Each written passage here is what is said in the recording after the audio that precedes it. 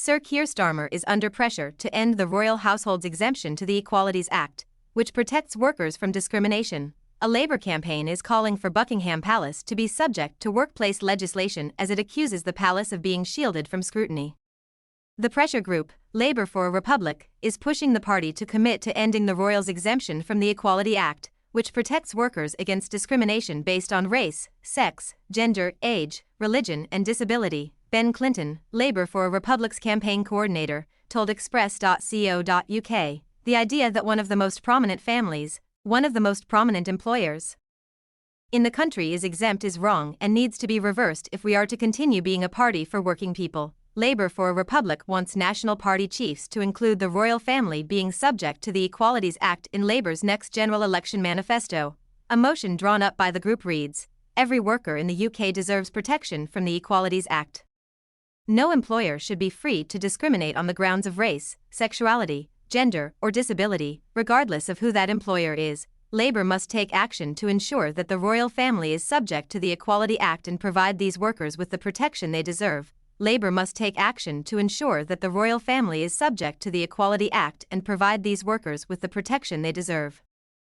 Date. The motion has been passed by the party's Hassocks, Pontypridd, Beverley and Holderness, Church End, West Finchley and Woodhouse, Bexhill and Battle and Chippenham CLPs. Labour for a Republic maintains that Buckingham Palace's exemption from both the Equalities Act and Freedom of Information Act shield it from public scrutiny, Mr. Clinton said. "It means you could be discriminated against, and it would be very hard to know if a case had been brought.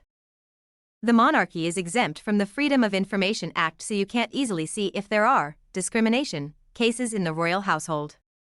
The FOI exemption shields them. It really doesn't help when we're trying to see a more transparent monarchy." By putting forward its motion, the group also wants to push the importance of workers' rights up Labour's agenda. Mr. Clinton said his pressure group would like to see Labour call a referendum on whether Britain should become a republic. He said, "Over time, we would like to see a referendum on the monarchy. At one point in the future, that's of great importance to us. We would want to see it done through a referendum. At the moment, we're focused on getting reforms through." Mr. Clinton said opinion polling has shown growing support for Britain becoming a republic since the death of Queen Elizabeth II. He said, "Recent surveys from polling company Find Out now show an overwhelming 70% of Labour voters support our proposed change, which would end the monarchy's exemption from legislation protecting workers from discrimination based on race, sex, gender, age, religion and disability. Alongside this, the rest of the population supports this by a 58 to 42 margin, a clear majority," the campaign coordinator said.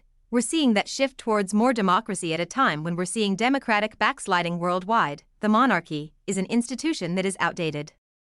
The polling is showing a trend, particularly among young people." He cited polling showing that among 18 to 24-year-olds 37.5% want a monarchy while 44.5% would prefer an elected head of state. Among 25 to 34-year-olds, polling shows 40.4% in favor of a monarchy and 49.4% favoring an elected head of state. Mr. Clinton said, "Young people are rejecting this sort of institution. We're seeing a groundswell of support at the moment." He added recent allegations of discrimination against the royal family, such as the racism